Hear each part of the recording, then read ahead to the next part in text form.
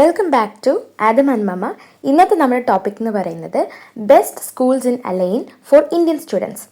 ഈ ഒരു particular topic എടുക്കാൻ രണ്ട് റീസൺസ് ഉണ്ട്.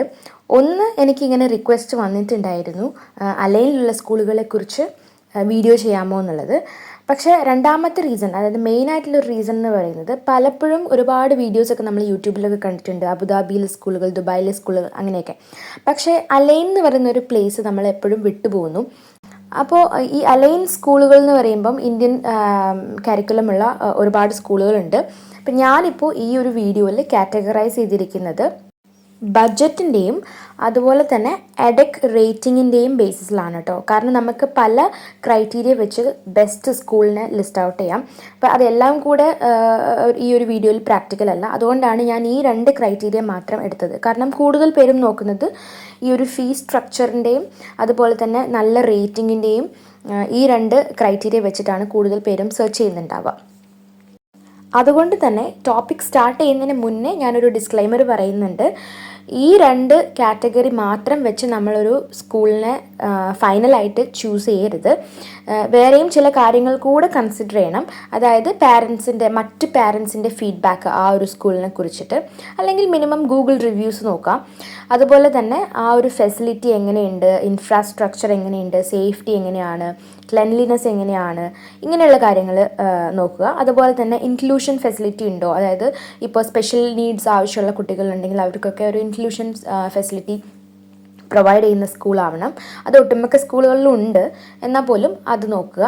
അതുപോലെ തന്നെ സ്കൂളിൻ്റെ ലൊക്കേഷൻ എവിടെയാണ്, ട്രാൻസ്പോർട്ടേഷൻ ടൈം എത്ര എടുക്കും കുട്ടികൾക്ക് സ്കൂളിലെത്താനും തിരിച്ചു വരാനും ഒക്കെ, ഇത്രയും കാര്യങ്ങളും കൂടെ ശ്രദ്ധിക്കാം. ഇനി മുൻപൊരു വീഡിയോയിൽ ഞാൻ പറഞ്ഞതും ഈ വീഡിയോയിൽ റിപ്പീറ്റ് ചെയ്യാത്തതുമായിട്ടുള്ള ചില ഇൻഫർമേഷൻസ് ഉണ്ട്. അത് UAE സ്കൂളുകളെയൊക്കെ എങ്ങനെ കണ്ടുപിടിക്കാം, എസ്പെഷ്യലി അബുദാബി എമിറേറ്റിനകത്തുള്ള സ്കൂളുകളുടെ ലിസ്റ്റ് നമുക്ക് എങ്ങനെ എടുക്കാം, ഫീസ് സ്ട്രക്ചേഴ്സ് എങ്ങനെ കണ്ടുപിടിക്കാം, ഇത്തരത്തിലുള്ള ഡീറ്റെയിൽസ് അത് ഞാൻ ഈ വീഡിയോയിൽ റിപ്പീറ്റ് ചെയ്ത് ഈ വീഡിയോയുടെ ലെങ്ത്ത് കൂട്ടാൻ ഉദ്ദേശിക്കുന്നില്ല. അതുകൊണ്ട് ആ ഡീറ്റെയിൽസ് അറിയണമെന്നുള്ളവർ ആ പറഞ്ഞ വീഡിയോ ഞാൻ പറ്റുമെങ്കിൽ ഇവിടെ എവിടെയെങ്കിലും ലിങ്ക് ചെയ്തിടാൻ നോക്കാം, ആ വീഡിയോ കാണുക. അപ്പോൾ നമ്മൾ പറഞ്ഞു വന്നത് അലൈനിലുള്ള ഇന്ത്യൻ സ്കൂളുകളെ കുറിച്ചാണല്ലേ. അലൈൻ അബുദാബി എമിറേറ്റിനകത്താണെങ്കിൽ കൂടി അതൊരു വേറൊരു കുഞ്ഞൊരു സ്റ്റേറ്റ് പോലെ എനിക്ക് പലപ്പോഴും തോന്നിയിട്ടുണ്ട്. റീസൺ വേറൊന്നുമല്ല, അവിടെ കുറച്ചുകൂടെ ഒരു പീസ്ഫുൾ ആയിട്ടുള്ള ഒരു ഹാബിറ്റേറ്റാണ് ഈ അലൈൻ എന്ന് പറയുന്നത്. കുറച്ചുകൂടെ പച്ചപ്പും ഹരിതാപയൊക്കെ കൂടിയിട്ട്, എന്നാൽ അബുദാബിയിലെ സിറ്റിയിൽ ആ തിരക്കിൽ നിന്നൊക്കെ മാറിയിട്ടുള്ളൊരു അതിൻ്റെതായ ഒരു ബ്യൂട്ടിയുള്ളൊരു പ്ലേസാണ് അലൈൻ എന്ന് പറയുന്നത്. അബുദാബിയിൽ ജോലി ചെയ്യുന്ന ഒരുപാട് പേര് അലൈനിൽ താമസിക്കുന്നവരുണ്ട്. കാരണം അവിടുത്തെ ഒരു ലിവിങ് കോസ്റ്റ്, റെൻറ്റ്, ഇതൊക്കെ റിലേറ്റീവ്ലി കുറവായതുകൊണ്ട്. സോ അങ്ങനെയുള്ള ഫാമിലീസിൻ്റെ കുട്ടികൾക്കൊക്കെ വേണ്ടി തന്നെയും അവർ പ്രിഫർ ചെയ്യുന്നത് അലൈനിൽ തന്നെ ഉള്ള സ്കൂളുകളാണ്. ഈ ഒരു വീഡിയോയിൽ ഞാൻ നേരത്തെ പറഞ്ഞതുപോലെ രണ്ട് ക്രൈറ്റീരിയയാണ് ഞാൻ യൂസ് ചെയ്തിട്ടുള്ളത്. ഒന്നെന്ന് പറയുന്നത് സ്കൂൾ ട്യൂഷൻ ഫീസ്, പിന്നെ രണ്ടെന്ന് പറയുന്നത് അഡക്കിൽ ഗുഡ് റേറ്റിംഗ് ഉള്ള സ്കൂളുകൾ മാത്രമാണ് ഞാൻ ചൂസ് ചെയ്തിട്ടുള്ളത്. ആക്സെപ്റ്റബിൾ എന്ന് പറയുന്നൊരു കാറ്റഗറി ഉണ്ട്, അത് ഞാൻ സെലക്ട് ചെയ്തിട്ടില്ല. അങ്ങനെ വരുന്ന സ്കൂളുകൾ ഞാൻ സെലക്ട് ചെയ്തിട്ടില്ല. ഫീസ് സ്ട്രക്ചറിൽ തന്നെ ബഡ്ജറ്റ് കാറ്റഗറിയിൽ വരുന്ന സ്കൂളുകൾ, മിഡ് റേഞ്ച് കാറ്റഗറിയിൽ വരുന്ന സ്കൂളുകൾ, പ്രീമിയം കാറ്റഗറിയിൽ വരുന്ന സ്കൂളുകൾ, ഇങ്ങനെയാണ് ഞാൻ ഡിഫറൻഷ്യേറ്റ് ചെയ്തിട്ടുള്ളത്. അതുപോലെ ട്യൂഷൻ ഫീ മാത്രമാണ് ഞാൻ ഇൻക്ലൂഡ് ചെയ്തിട്ടുള്ളത്. അതിന് പുറമെ എല്ലാ സ്കൂളുകളിലും ബസ്, ബുക്സ്, അതുപോലെ യൂണിഫോം, ഇങ്ങനെയുള്ള എക്സ്ട്രാ ഫീസ്, അഡീഷണൽ ഫീസും കൂടെ ഉണ്ടാവും. അത് നിങ്ങൾ കൺസിഡർ ചെയ്യണം.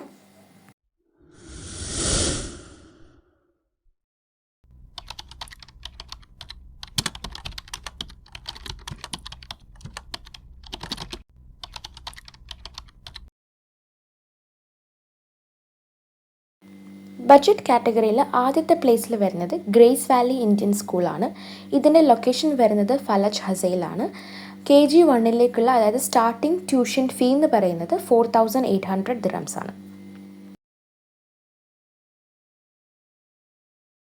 അലൈൻ അൽ മുവൈജിയിലുള്ള ഇന്ത്യൻ സ്കൂൾ അലൈൻ, ഇതാണ് സെക്കൻഡ് പ്ലേസിൽ വരുന്നത് ബഡ്ജറ്റ് കാറ്റഗറിയിൽ.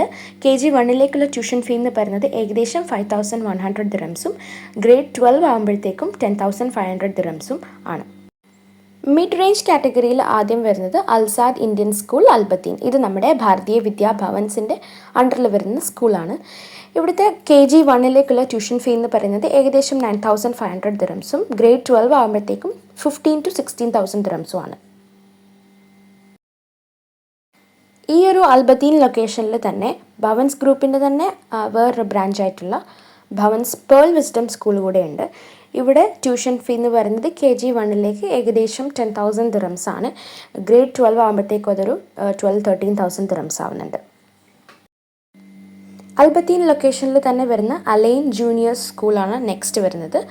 ഇവിടെ KG1 ഫീസ് എന്ന് പറയുന്നത് ഏകദേശം 7,500 ദിറംസും ഗ്രേഡ് 12 ആകുമ്പോഴത്തേക്കും അതൊരു 13,000 ദിറംസും ആവുന്നുണ്ട്. ഒയാസിസ് ഇൻ്റർനാഷണൽ സ്കൂളാണ് അടുത്തത് വരുന്നത്. ഇതിൻ്റെ ലൊക്കേഷൻ അൽ ജിമീലാണ്.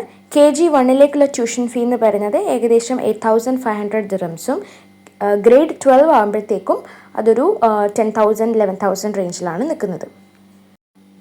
ജെംസ് ഗ്രൂപ്പിൻ്റെ അണ്ടറിൽ വരുന്ന ആറോൺ ഇംഗ്ലീഷ് ഹൈസ്കൂൾ അൽ മുവൈജി, ഇതാണ് നമ്മുടെ പ്രീമിയം കാറ്റഗറിയിൽ വരുന്ന സ്കൂൾ. KG1 ട്യൂഷൻ ഫീ എന്ന് പറയുന്നത് ഏകദേശം 9,000 ദിറംസും അതുപോലെ ഗ്രേഡ് 12 ആകുമ്പോഴത്തേക്കും 17,000 to 18,000 ദിറംസും ആവുന്നുണ്ട്. So that's for today. UAE സ്കൂളുകളെക്കുറിച്ച് കൂടുതൽ വീഡിയോസായിട്ട് വീണ്ടും കാണാം.